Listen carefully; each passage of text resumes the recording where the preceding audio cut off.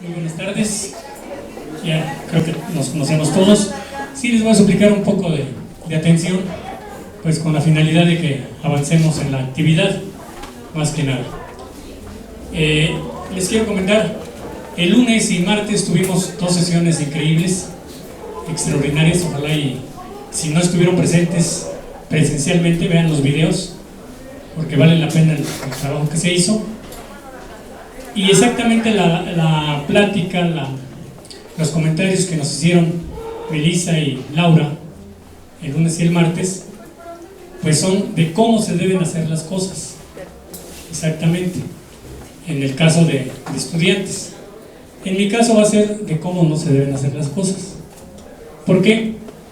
Porque después de haber realizado estudios de primaria, en la IMA, por cierto, de haber hecho mi secundaria en la Vicente Suárez, me fui a la prepa, la terminé oportunamente y pude haber hecho una carrera profesional y terminar la carrera a los 20 años en la UNAM, porque entré en la UNAM.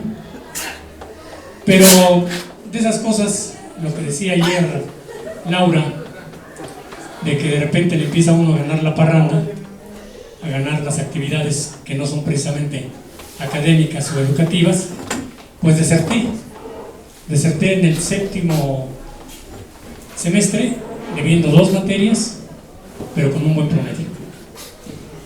Y no solo deserté, sino que además me desentendí de la carrera mucho tiempo, lo cual, bueno, yo siempre desde chavo tuve la inquietud de ser licenciado en Derecho, no precisamente abogado, pero sí licenciado en Derecho. Me gusta el tema de las leyes. Pero a pesar de ese gusto, a pesar de esa vocación, en el séptimo semestre deserté, así tranquilamente, y me dediqué a vivir la vida. Siempre he estudiado, lo que les comento luego a los jóvenes en el grupo. Yo siempre he estudiado, nunca he dejado de estudiar, siempre me ha gustado aprender, aprecio mucho el conocimiento, y eso sí lo he tenido de toda la vida, desde el preescolar hasta la fecha. Siempre me ha gustado la escuela y me ha gustado aprender cosas. Así es que el tiempo desde que dejé la carrera hasta el 2002, siempre seguí con diplomados, con algunas actividades. Estuve en la universidad pedagógica, estuve en otras cuestiones académicas, pero además simultáneamente hice una vida social muy intensa. Yo participé políticamente desde los 13 años y obviamente empieza a haber oportunidades laborales, oportunidades de mucho tipo, y eso pues distrae. Entonces nunca tuve la intención de regresar a la escuela formalmente a terminar la carrera. Esto se dio gracias a que el maestro Manuel Urbán Vázquez tuvo la iniciativa de hacer aquí la Escuela de Derecho dentro del Instituto de Integración Cultural, y se fundó en el 2002. Y tuve la suerte, dije, bueno, pues ya qué más pido, está aquí en el pueblo, está en la escuela y trabajo, ahí estoy, casi ahí vivo, pues vamos a hacer la carrera. Así es que en el 2002 sí ya me propuse seriamente hacer la carrera, y la terminé en el 2007, 10 semestres, que es como se sigue aquí la carrera. Y aprovecho para que quienes tengan intenciones de hacer la carrera profesional de Derecho, pues piensen en el Instituto de Integración Cultural. Tiene un plus que no lo van a encontrar fácilmente en cualquier escuela. Aquí son pocos tus alumnos y los maestros son pues de mucha calidad. Entonces, si suman esos dos factores, el que sean pocos alumnos permite que el trabajo sea intenso, que el trabajo sea fuerte y sea productivo. Y si los maestros tienen calidad, pues uno aprende bastante bien. Yo tuve la suerte de tener maestros como el doctor Pedro Hernández, tuve al doctor Delfino Sandoval, tuve a Sergio López Novoa, a maestros de bastante calidad que nos hacían trabajar bastante bien. Y yo creo que eso es algo que se debe de aprovechar.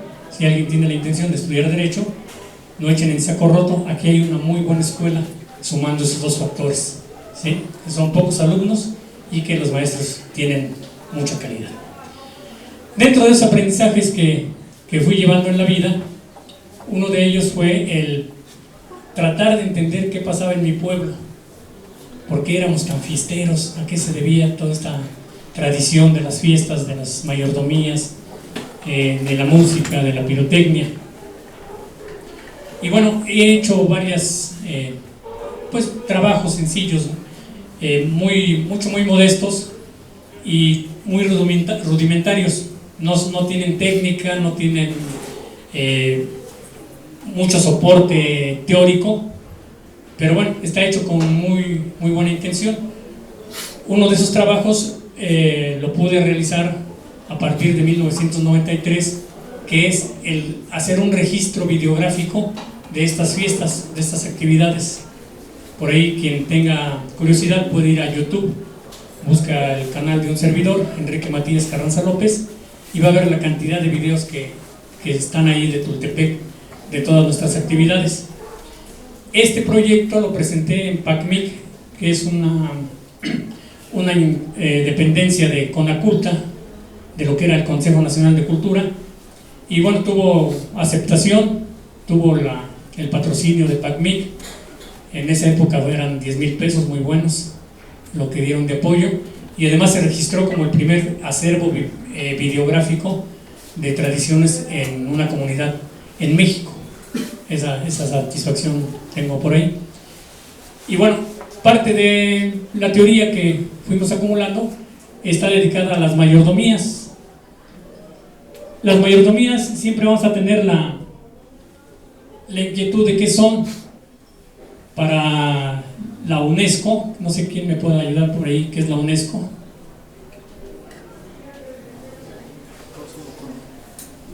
¿Quién dijo yo? ¿No saben qué es la UNESCO?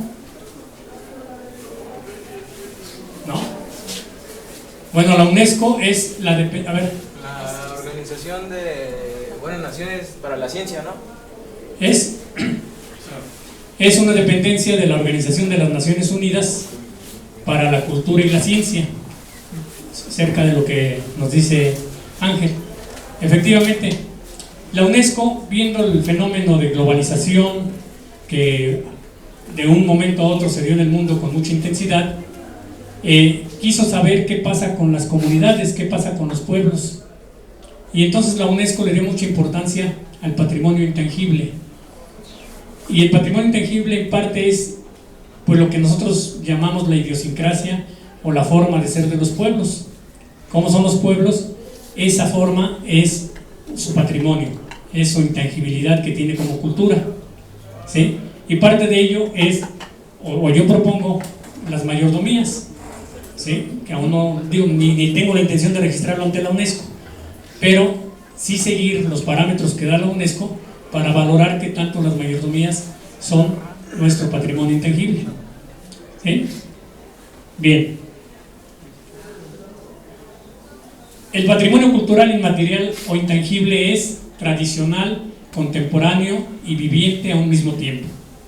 Si nosotros observamos una mayordomía, pues tiene mucho pasado, las oímos de nuestros abuelos. ¿Quiénes son de Tultepec aquí? Levanten la mano.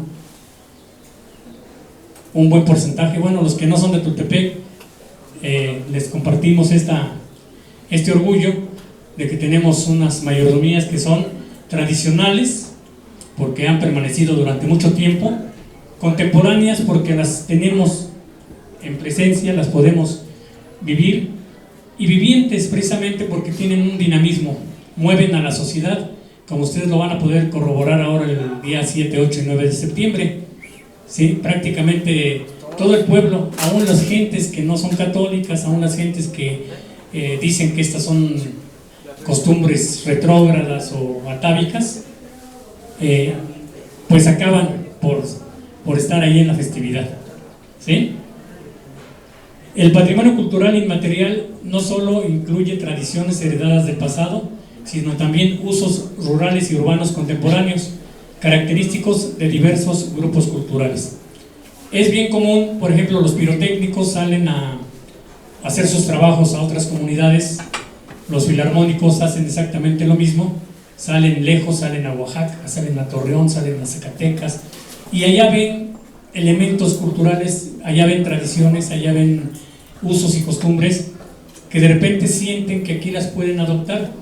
Es común ver aquí lo veo muy seguido cada año en San Rafael, a los chinelos.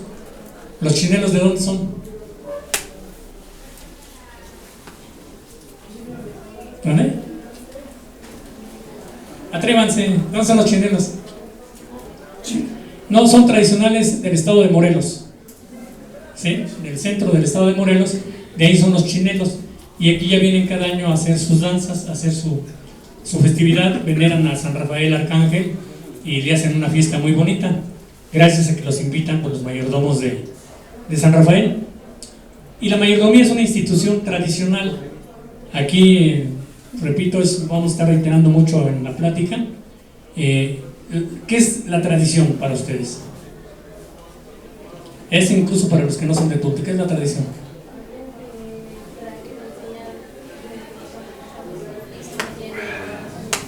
Algo que te enseñan tus antepasados y se mantiene año con año por el tiempo, a través del tiempo, ¿no?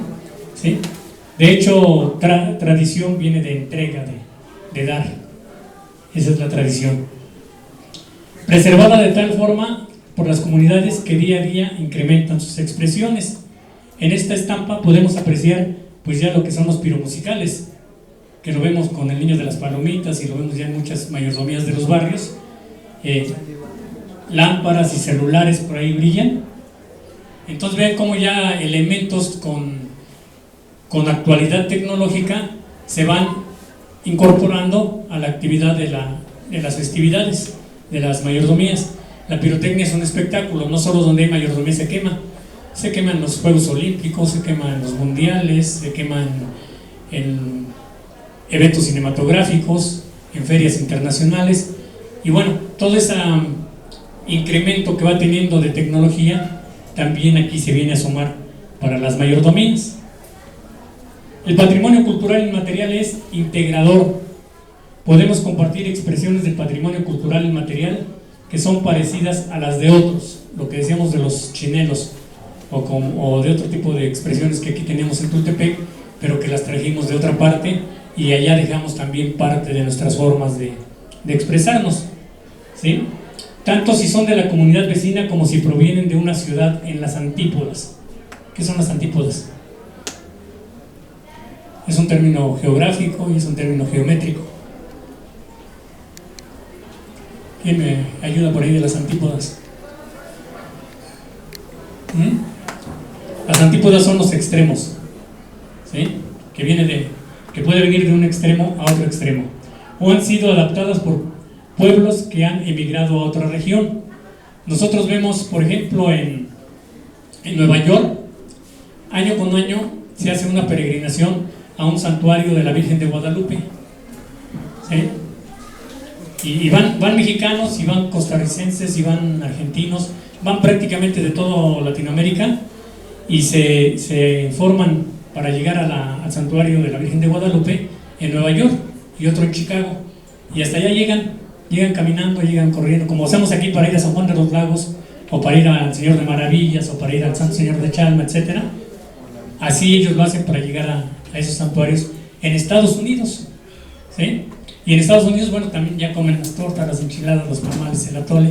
Es decir, que ya cualquier día van a hacer una mayordomía en toda forma en Estados Unidos. Se han transmitido de generación en generación, como nos comentaban, han evolucionado en respuesta a su entorno y contribuyen a infundirnos un sentimiento de identidad y continuidad, creando un vínculo entre el pasado y el futuro a través del presente.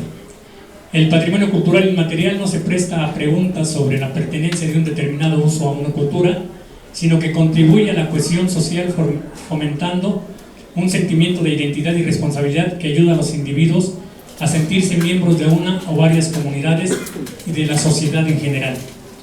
El lunes 9 de septiembre ustedes van a estar en la audición, espero que se den esa oportunidad de ir a la audición allá en la plaza, y van a ver cómo un sector del público, un sector del auditorio se siente bien identificado con la banda SECAM, que viene de Tlahuitoltepec, Oaxaca, ¿sí? Ellos no son oaxaqueños, son de aquí de Tultepec, pero van a estar apoyando y bien identificados con la banda SECAM. Y otros van a estar apoyando a los niños construyendo el futuro, diciendo, no, yo soy de Tulte y apoyo a los de Tulte, ¿sale? Pero sobre todo nos va a dar un sentido de identidad. Vamos a poder apreciar la cultura, aunque sea de otro lugar. Es representativo El patrimonio cultural inmaterial no se valora simplemente como un bien cultural a título comparativo por su exclusividad o valor excepcional. Florece en las comunidades y depende de aquellos cuyos conocimientos de las tradiciones, técnicas y costumbres se transmiten al resto de la comunidad de generación en generación o a otras comunidades. Si ustedes se dan cuenta, el 8 de septiembre muchas de las brigadas que pasean al toro, a determinado toro, no son pirotécnicos, ¿sí? Simplemente van y el 7, no, es el 8, siempre es el 8 de marzo, solo que caiga el domingo. Sí. El 7 de septiembre. Dijo septiembre. Ah, ¿dije septiembre? No, es marzo, perdón. El 8 de marzo, sí. Aquí el 7 de septiembre sí son los toros, pero de una menor dimensión. Bueno, somos los de Tulte. ¿Perdón? Pero aquí son más de Tulte que de Boronada. Aquí sí son más de Tulte. Pero sin embargo, ahora ya están yendo toros de Tulte que a Iztapalapa, Tlalnepantla, Naucalpan, a la colonia, a muchos lugares, en Teyahualco ya. En Teyahualco ya hay un día de la festividad dedicada al toro. Es decir, y bueno, pero el comentario que hacíamos era de que muchos de los que pasean al toro y que fueron a vestir al toro no son pirotécnicos, ¿sí? Simplemente se suman a la emoción, al gusto, a la identidad con esa tradición que ya es muy fuerte, ya está muy arraigada. Ya vienen grupos de Azcapotzalco, de Tepito a pasear su toro aquí, y hasta gabachos, ¿no? Europeos también por aquí podemos ver. Entonces, esa es la capacidad que tiene una tradición así fuerte y bien y bien compenetrada con todas las comunidades. ¿Por qué? Porque está basado en la comunidad. El patrimonio cultural e inmaterial solo puede serlo si es reconocido como tal por las comunidades, grupos o individuos que lo crean, mantienen y transmiten. Sin este reconocimiento nadie puede decidir por ellos que una expresión o un uso determinado forma parte de su patrimonio.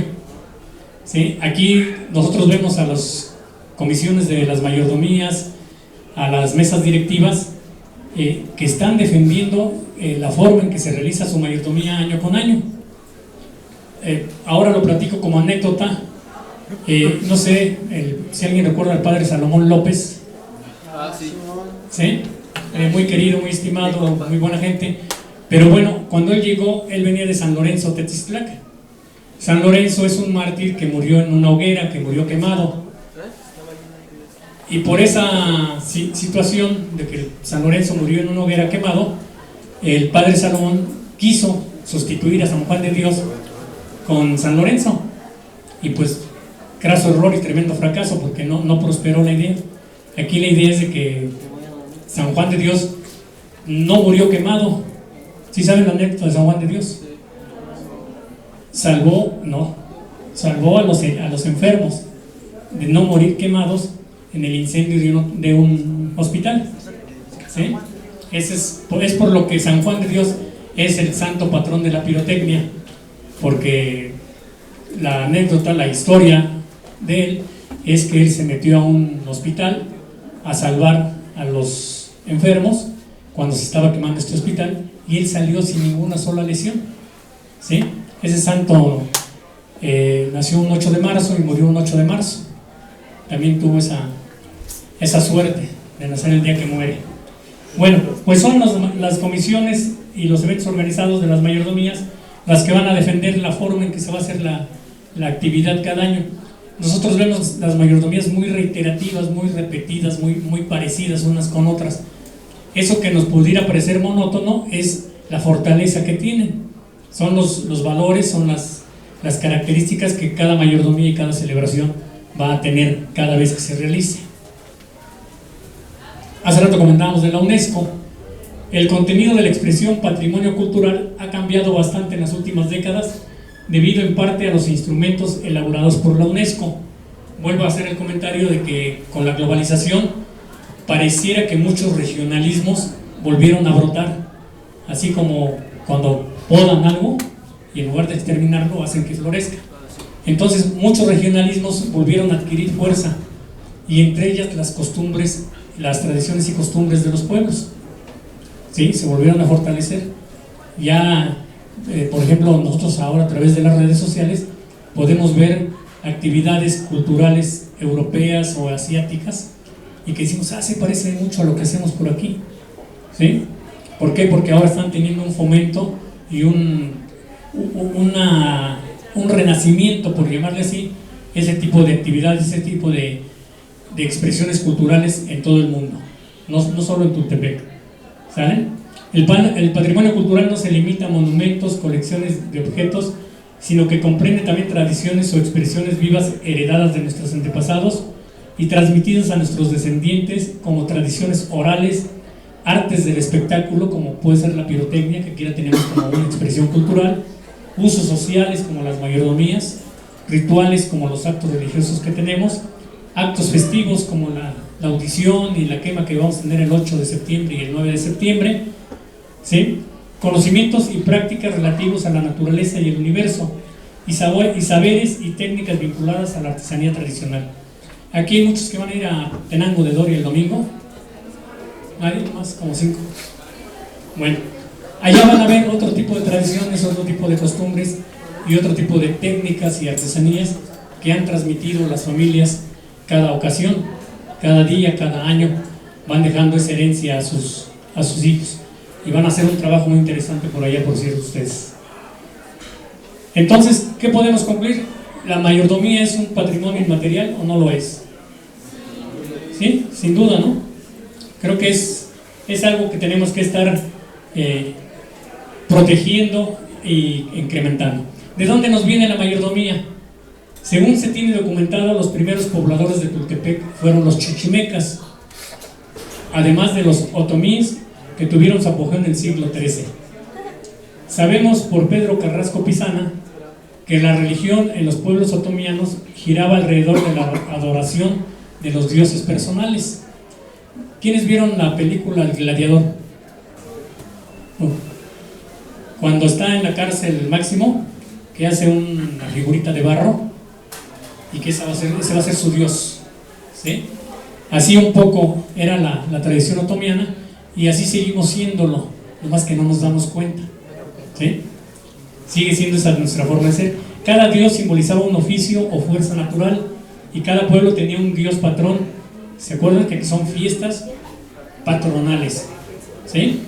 Y tenemos a San Isidro Labrador, que quita el sol y pone el agua, o que pone el agua y quita el sol. Tenemos a Santa Cecilia, que protege a la filarmonía.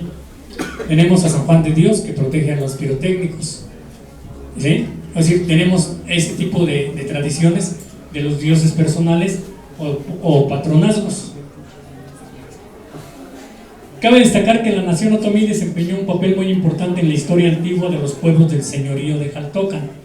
El señorío de Jaltocan es toda esta región hacia el oriente nuestro, que llega hasta Chahuento, que llega a aquí esta parte de Ecatepec, donde está el reclusorio.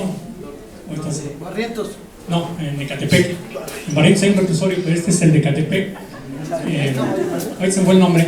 Bueno, a Ozumbilla, Jaltocan, que es donde estaba el asentamiento principal, en lo que es Nextlalpan, Jaltenco, Tonanitla y Tultepec. Eso era parte del imperio. ¿Qué pasó? Tengo gripe. Eso era parte del imperio jaltocano y ahí estaban los otomíes. Estas poblaciones se dividían para su organización interna en barrios, exactamente como seguimos divididos. Eso nos viene desde antes de los españoles. Estamos organizados de una forma barrial, ¿sí? Las tierras propias de cada comunidad se repartían entre los vecinos de cada barrio para que las labrasen y cada uno destinaba parte de los productos que de ellas obtenían al pago de una renta por el derecho a su usufructo, gozando de ellas de por vida y pudiendo traspasar su posesión a sus herederos.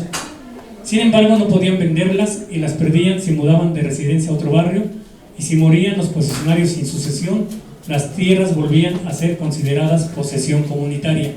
Es decir, en todos los fundos urbanos, en todos los cascos urbanos, había terrenos de labranza que se dejaban para que el producto de esas tierras, un porcentaje importante, se destinara a las mayordomías, se destinara a la festividad, a las actividades religiosas. En las comunidades había la figura del tecutli, quien con la colaboración de los tiashcas ejercía pleno control de las actividades sociales y religiosas de las comunidades sujetas al Imperio Tenochca. El Imperio Tenochca tuvo sus dominios por aquí de 1395 a 1519, ¿sí? Que es cuando ya nos llega Hernán Cortés. Y bueno, de las figuras que todavía recuerdo escuchar en vivo, que lo mencionaba la gente, era el Tiashka. Aquí todavía había personajes a los que señalaban como diciendo, ahí va el Tiashka, ¿sí? Es decir, que era un personaje importante dentro del barrio que iba a colaborar con el Tecutli, que es el antecedente del mayordomo, ¿sí? Estas tierras y sus tributos estaban destinadas a sostener el culto público, que sería el uso de las capillas y de las iglesias, y para efectos de su recaudación se elegía libremente uno o varios tecutlis, uno o varios mayordomos. Si nosotros vemos la cartulina que está ahorita con motivo de la festividad de la Virgen de Loreto, vamos a ver mayordomo de esto, mayordomo de esto, mayordomo de aquello, mayordomo del otro, ¿sí? Tenemos varios tecutlis también. Los que se hacían auxiliar por caciques o tiashkas, que lo mismo hacían de jueces de barrio que policías para el orden interior de la demarcación. Así, los tecutlis se hacían responsables de sufragar los gastos de las celebraciones religiosas, siendo el antecedente del mayordomo. Gonzalo Aguirre Beltrán dice que estos señores o principales estaban obligados a redistribuir entre los miembros del grupo propio los excedentes de la producción que hubieran acumulado o pudieran acumular durante su vida activa, y que de no hacerlo perdían el cargo, la autoridad alcanzada y el prestigio concedido. Es decir, ser un tecutli, como ahora ser un mayordomo, es una actividad que nos tiene que dar una autoridad o un prestigio, ¿sí? ¿Qué pasó ahí? Tijeras. Una por una. Si no es epidemia. ¿Sí? El mecanismo redistributivo era a través del culto religioso. Llegó el hombre peninsular. ¿Quién es el hombre peninsular? Los españoles, básicamente, y con él la religión cristiana. La Nueva España, en lugar de exterminar con estos personajes, con estas figuras, la Nueva España asimiló los aspectos más pronunciados de estas instituciones y de las cosmogonías autóctonas para matizar y sincretizar su evangelio, propiciando una aculturación y facilitando la colonización. Con esto se generó el perfil del mayordomo y el de la mayordomía como reproductor de los valores comunitarios de las festividades religiosas prehispánicas, ya amalgamadas con expresiones de la religión feudal medieval recién llegada. ¿Sí? Lo que llamamos sincretismo. En lugar de desaparecer totalmente una figura, lo que hizo el virreinato, lo que hizo la colonia fue ensamblar, tomar características del tecutli y tenerlas propias de su mayordomo, y así poder generar una institución. El rey Felipe II, en la segunda ley de Indias, en 1556, imponía dentro del cuerpo burocrático de las nuevas poblaciones la figura del mayordomo como encargado del levantamiento del censo de indios y naturales, a quienes se pueda predicar el Santo Evangelio como primer motivo de nuestra intención. Esa era parte del texto de Felipe II. Y esta sigue siendo la función primordial de la mayordomía, sobre todo los mayordomos de barrio o con administración de inmueble. 1. Mantener el recinto apto para el culto. No sé si vean a sus vecinos que son mayordomos, los que viven aquí en Tultepec, que periódicamente van a hacer el aseo en la capilla. Cuando la maestra Esperanza y su servidor fuimos mayordomos en San Rafael, todos los domingos temprano a las 7 de la mañana estábamos ahí limpiando toda la capilla y dejándola dispuesta para si algún vecino necesitaba hacer uso de ella. Luego se organizaba la catequesis y la impartición de la doctrina. Si en la capilla no se disponía de dar catequesis, se hacía una especie de listado o de padrón de los niños y se les llevaba a la parroquia para que allá se les impartiera la doctrina. Pero el mayordomo tenía que ver entre el vecindario quienes estaban en la edad de recibir la doctrina y entonces promover con ellos que lo hicieran. La otra es organizar las celebraciones del culto y encabezar las celebraciones festivas del santo patrón. ¿Sí? Cada capilla tiene su fiestecita, por ahí decimos. ¿Sí? El 16 de julio, ¿qué capilla celebra su fiesta? 16 de julio.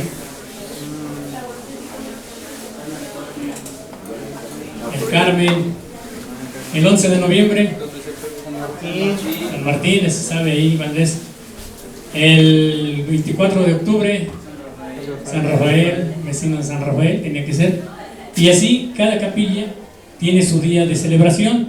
Y los mayordomos o el mayordomo tiene que encargarse de que todo esté perfectamente armonizado para que la festividad pues tenga el lucimiento necesario. Que se haga la parte religiosa. Aquí nuestras actividades se dividen en aspectos religiosos y aspectos profanos, ¿sí? Incluso por ahí algunos carteles de las mayordomías dicen celebraciones profano-religiosas, ¿sí? En lo profano no quiere decir que se haga excesos, sino únicamente pues, que va la música, que van los bailes, que van actividades fuera del culto religioso. Ese es lo profano de las festividades. Y luego tener una colaboración permanente con la iglesia. Cuando en la iglesia hay alguna actividad que desarrollar, pues lo primero que hace es llamar a todos los mayordomos y a las asociaciones religiosas, porque también es otra institución que también habría que revisar y habría que analizar como factor de integración aquí en la comunidad. Las semejanzas entre el tecutli y el mayordomo radican en su coadyuvancia con el poder público y del poder religioso. O decir, el mayordomo va al ayuntamiento a sacar todos los permisos necesarios para la festividad. No va el sacerdote, no va el señor encargado de la iglesia, sino que va el mayordomo o va a la comisión de festejos, ¿sí?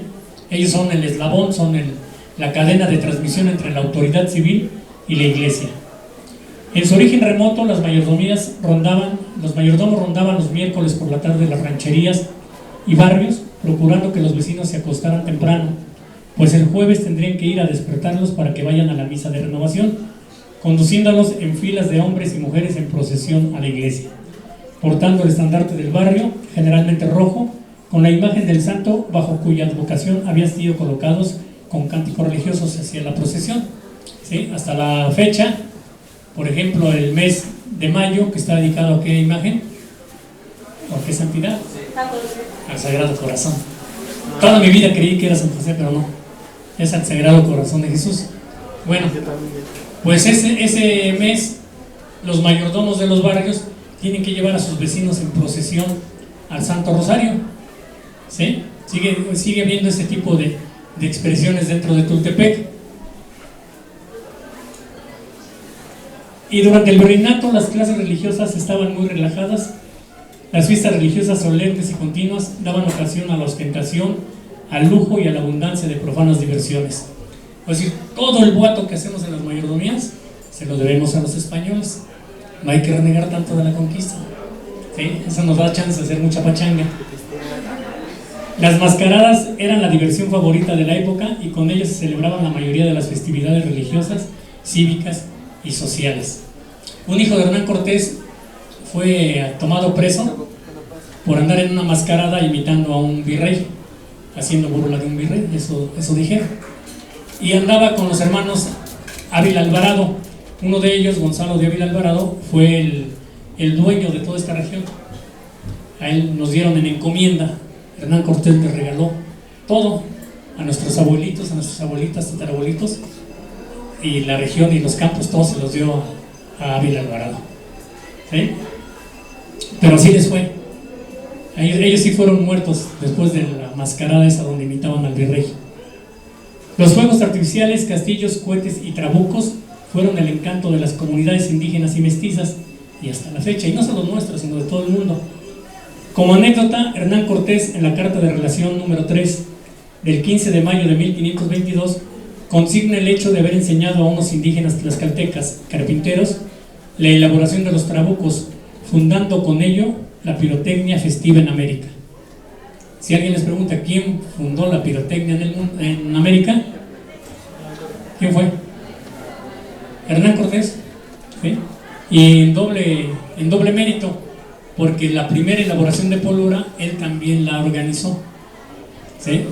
Cuando se le acabó la pólvora a su ejército, agarró a unos indígenas, los amarró de los pies y los metió de cabeza en el Popocatépetl para que sacaran azufre. Eso es cierto.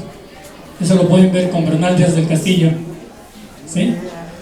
Bernal Díaz del Castillo dice que a unos soldados, pero no es cierto, metió a unos indígenas, los amarró de los pies y los metió de cabeza para que sacaran azufre, y luego con todo el salitre que había en el lago de Jaltocan, aquí donde habitamos, formó la pólvora, enseñó a hacer la pólvora. Así es que Hernán Cortés es el papá de Tultepec. No es cierto, nada más de la pólvora. Ya para el siglo XIX, Madame Calderón de la Barca, Alexander von Humboldt y Vicente Riva Palacio coincidían en que el mexicano es cotidianamente sobrio en sus hábitos, acaso por tantos siglos de pobreza, pero sabe ser barroco en sus atavíos, fiestas, comidas y gustos del ruido excesivo y de los cohetes, cuando disfruta de prosperidad, aunque ésta sea transitoria. Los lugareños son graves y silenciosos, mientras los licores no los saquen de quicio. ¿A poco no sucede igual? Vemos a alguien bien sericito, bien calladito, bien tranquilo, pero después del segundo litro ya es otro. Esa prosperidad transitoria es el rasgo característico de las mayordomías, que dispone de suficientes recursos para la gran festividad. ¿Sí? Como se recauda la lana y además el mayordomo dispone de muchos recursos para eso, pues ese día hay mucho alcohol, hay mucha comida, hay mucho baile, hay mucha cosa, que es lo que hace que esto sea muy festivo. En la actualidad la mayordomía conserva su función recaudadora para el culto público y entidad organizadora de los festejos religiosos, reproductor de las relaciones sociales con identificación y generación de personajes de la comunidad con prestigio, autoridad y membresía suficientes para continuar sosteniendo el tejido social. ¿Sí? Es decir, en Tultepec, las mayordomías, les voy a quitar esa libreta y no se las voy a regresar todo el año. En Tultepec, las mayordomías cumplen la función de ir generando tejido social. No solo es la pura fiesta y ya se acabó, sino que en que se recauda, en que se hace la fiesta, en que invitamos a los vecinos, va habiendo identificación entre la sociedad y se hace un tejido, se hace un texto social, ¿sí? Una textura social, que es lo que nos da el perfil que tenemos como sociedad. La gratificación de ser el personaje principal de la comunidad, por efímero que esto sea, produce un íntimo y profundo deleite en quienes han de portar la imagen venerada. Aunque ellos no lo reconozcan, ustedes observen a los mayordomos ahora el 7, 8 y 9 de septiembre y ven con cuánto orgullo, que así casi infantil la euforia con que llevan el estandarte.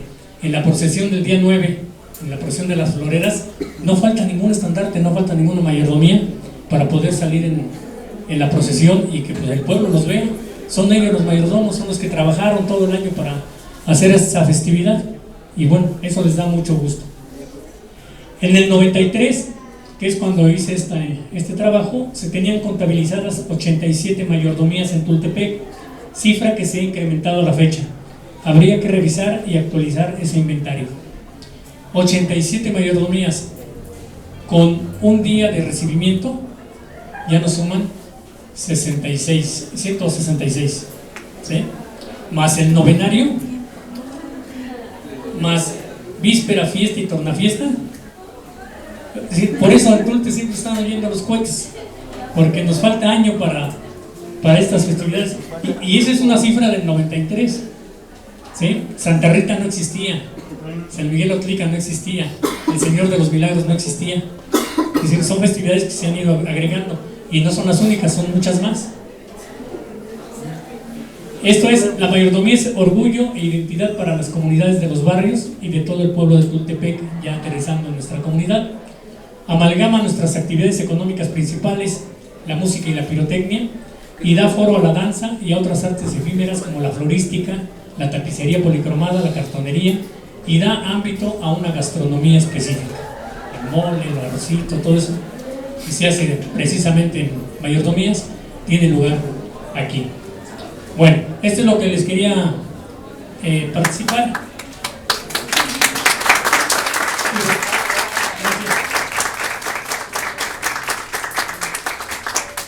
Y retomando el tema, es algo que pueden hacer si no ejercen su profesión.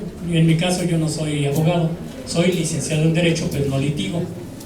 Pero prácticamente todo el tiempo me dedico a estar investigando, a estar haciendo acervo, a tener información sobre cómo son las actividades socioculturales de Tultepec, aprovechando todos los conocimientos que durante toda mi vida he recibido de los maestros. Yo los invito a que igual tengan vocación por el estudio, por el aprendizaje, y como decía ayer Laura, hagan o no hagan un ejercicio de su carrera profesional, pues vivan con mucha pasión todo lo que hagan. Muchas gracias y muy amables.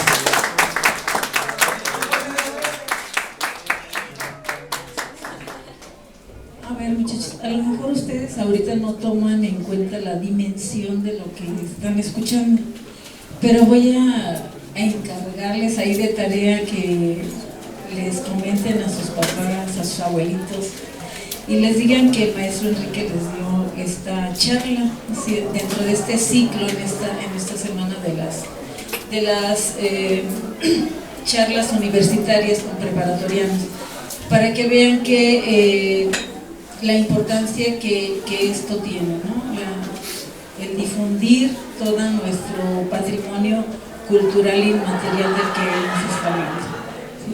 Entonces, ojalá que aquellos que estuvieron realmente bien metidos en la charla les haya quedado algo, y los que no, bueno, pues ahí la pueden revisar ya por la tarde, ya va a estar ahí en YouTube para que la vuelvan a retomar. Bueno, vamos a entregar la constancia al maestro Enrique Matías Carranza López. Ustedes, bueno, creo que si lo mencionó al principio, él es miembro fundador de este instituto, ahí en 1979. Para muchos que no lo sepan, él fue mi maestro de historia en la prepa. Y ahorita que les estaba haciendo o escuchaba yo que les estaba haciendo la corrección de varias palabras, porque él les preguntaba, ¿no? En realidad siempre ha sido la característica de él, y creo que siempre sí con un vocabulario muy amplio, ¿sí? Luego siempre le saca la etimología, la palabra. Sí. Esa es una bueno, entregamos esta constancia por su participación en las charlas universitarias con preparatorianos en el marco del 40 aniversario de la institución, por la identificación del pueblo con su cultura, Tultepec, México, 28 de agosto. Creo que ayer me equivoqué diciendo 28 de agosto.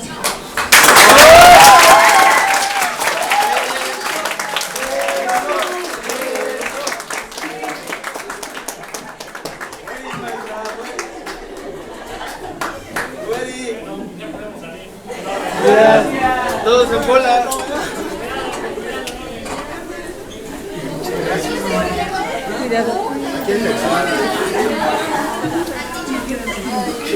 Tampoco. Ay, perdona. Ay, creo que.